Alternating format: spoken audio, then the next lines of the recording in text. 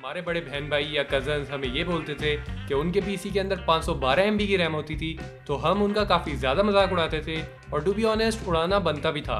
कहाँ वो पुराने ज़माने के लोग और कहाँ हम DDR3 DDR4 वाले 2GB 4GB और इवन 8GB की रैम्स यूज़ करने वाले थे। और जिसके पास 8GB होती थी वो तो मतलब फुल अमीर पार्टी होती थी, फुल स्वैग वाली। भाई मैंने अभी अमेज़ोन से अपने लिए DDR5 रैम ऑर्डर की है। अब मैं भी अपनी ओल्ड स्टैंडर्ड DDR4 से DDR5 पे शिफ्ट करूंगा और अपना पीसी बेस्ट परफॉर्मेंस में यूज़ करूंगा।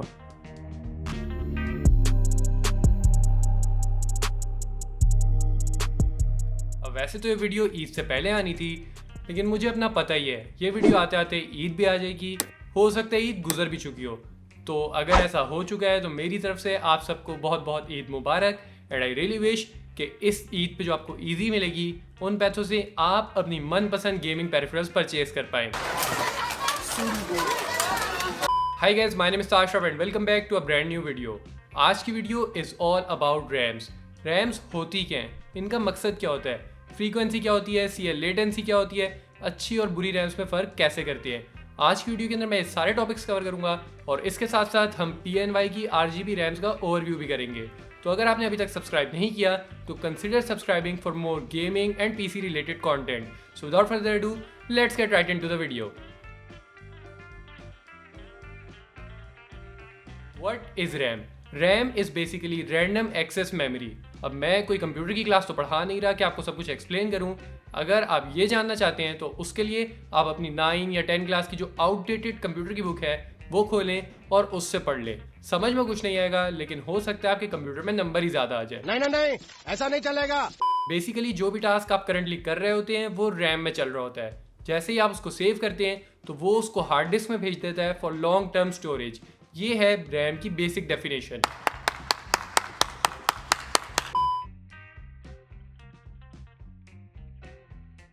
What are types of RAM? भाई अब ऑब्वियसली जिस तरह i3, i5, i7 जनरेशन होती है प्रोसेसर के अंदर, इसी तरह रैम के अंदर भी जनरेशन होती हैं। DDR2, DDR3, DDR4 और अभी रिसेंटली DDR5 भी लॉन्च हो गई है। लेकिन अब ऑब्वियसली अब आप एक 30,000 वाले PC के साथ DDR5 रैम नहीं लगा सकते, क्योंकि कंपैटिबिलिटी के रैम के कुछ असूल होते हैं। Starting of with the first one which is generation. सबसे पहले आपको ये देखना होता है कि आपका प्रोसेसर और मदरबोर्ड कौन सी जनरेशन की रैम को सपोर्ट करता है। DDR5 इस वक्त सिर्फ लेटेस्ट प्रोसेसर्स में है, जिसमें इंटेल के 12th जनरेशन और AMD की अपकमिंग Zen 4 वाली जनरेशन होगी। उससे पहले की जनरेशन के अंदर DDR2, DDR3 और DDR4 ही सपोर्टेड होती हैं। अच्छा, हमको सिखा रिया है। इसके बाद आती है फ्रीक्वेंसी। अब वैसे तो 5000 मेगाहर्ट्ज तक की रैम आ चुकी है, लेकिन आपको ये देखना होता है कि आपका मदरबोर्ड और प्रोसेसर किस फ्रीक्वेंसी की रैम को सपोर्ट करता है। अगर आपने 3600 मेगाहर्ट्ज की रैम परचेज कर ली है, लेकिन आपका मदरबोर्ड और प्रोसेसर 3200 से ऊपर सपोर्ट ही नहीं करता, तो आपकी 3600 ऑटोमेटिकली डाउनग्रेड होकर 3200 पे रन होगी। तो आपने फजूल में पैसे वेस्ट किए हैं। उससे अच्छा आप 3200 मेगाहर्ट्ज की परचेज कर लेते तो 1000-2000 बच भी जाता। ये बड़ी अच्छी बात कही आप। Third we have the CAS latency. आप लोग इसको CL लेटेंसी भी कहते हैं। इतना कुछ ब्रीफली इसके अंदर एक्सप्लेन करने को है नहीं। It is basically the time taken by the RAM to perform a task. जितना कम इसका नंबर होगा उतनी अच्छी आपकी रैम परफॉर्म करेगी। For example CL16 is better than CL18, CL19, CL20, CL22 and so on. I'm not interested यार, मुझे सुनना ही नहीं है। तो ये थी वो सारी चीज़ें जो रैम लेते हुए एक इंसान को कंफ्यूज कर देती हैं कि पता नहीं इससे क्या फ़र्क पड़ेगा और इसका मतलब क्या है। तो आई रियली होप कि अब आपकी वो कन्फ्यूजन दूर हो चुकी होगी। सो अगर हो गई है तो चलते हैं अपने PNY रैम के ओवरव्यू की तरफ।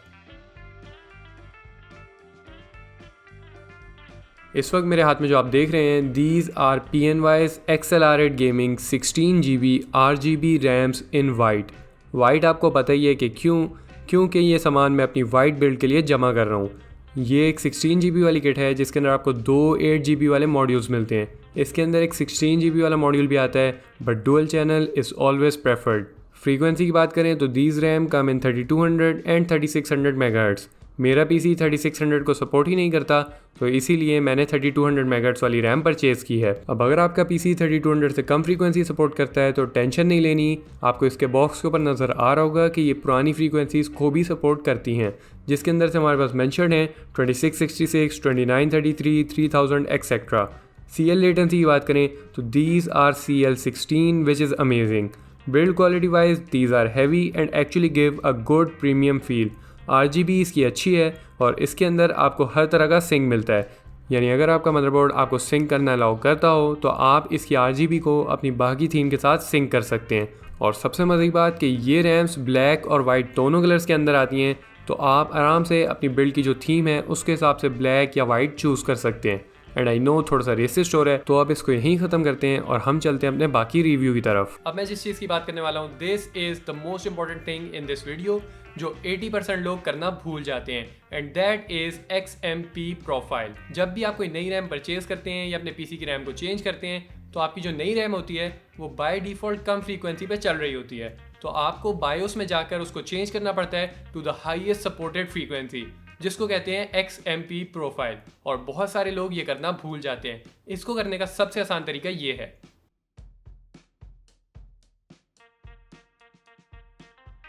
तो सबसे पहले आपने ये करना है कि अगर आपके पास 2 8GB वाले मॉड्यूल लगे हुए हैं तो आपने एक रैम स्टिक निकाल देनी है और सिंगल रैम स्टिक के ऊपर अपने PC को ऑन करना है। ऑन करते साथ ही आपने F12 या डिलीट जो भी आपके बूट मेन्यू पे शो हो वो बटन दबाकर आपने बूट मेन्यू खोल लेनी है और फिर आपने जाना है एडवांस्ड मेमोरी सेटिंग्स के अंदर। यहाँ पर आपको नज़र आ रहा होगा कि आपकी XMP प्रोफाइल डिसेबल्ड है और आपकी जो मेमोरी की फ्रीक्वेंसी आ रही है वो आपकी डिफ़ॉल्ट वाली आ रही है, which for me was 2133 MHz। तो अब आपने सिंपली बस ये करना है कि XMP प्रोफाइल को इनेबल कर देना है and as you as can see आपकी जो मेमोरी की फ्रीक्वेंसी लिखी हुई थी वो चेंज होकर 3200 MHz तक आ गई है, which is the highest possible frequency of my RAM. वैसे तो आप दोनों रैम्स के साथ ही कर सकते हैं, लेकिन उससे आपके PC के क्रैश होने के चांसेस बढ़ जाते हैं, तो प्रेफर्ड ये है कि आप पहले एक रैम स्टिक के साथ ये करें और उसके बाद फिर दूसरी के साथ, और जब दोनों के साथ ये हो जाए तो आप दोनों को एक साथ अपने PC के अंदर लगाएं, बूट करें और अपनी रैम को फुल पोटेंशियल के ऊपर यूज़ करें। That being said, I hope you guys enjoyed this video, और आपको ये वीडियो यूजफुल लगी हो तो लाइक कर देना, अच्छी ना लगी हो या यूजफुल ना लगी हो तो एज यूजुअल मोबाइल को करके डिसलाइक कर देना। और अगर आप PNY की रैम्स लेने में इंटरेस्टेड हो तो AU technologies are the official distributors of PNY in Pakistan. उनकी वेबसाइट और फेसबुक का लिंक नीचे डिस्क्रिप्शन में दिया हुआ है, आप वहाँ से कॉन्टैक्ट करके उनसे प्रोडक्ट परचेज कर सकते हैं। So yeah, I hope you guys enjoyed. I will see you guys with a brand new video in just a few days. Till then, take care, have fun, stay safe, peace out.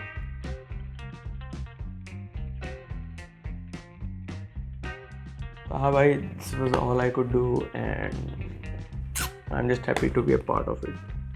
Even though if I'm not really a part of it, but I'm still happy.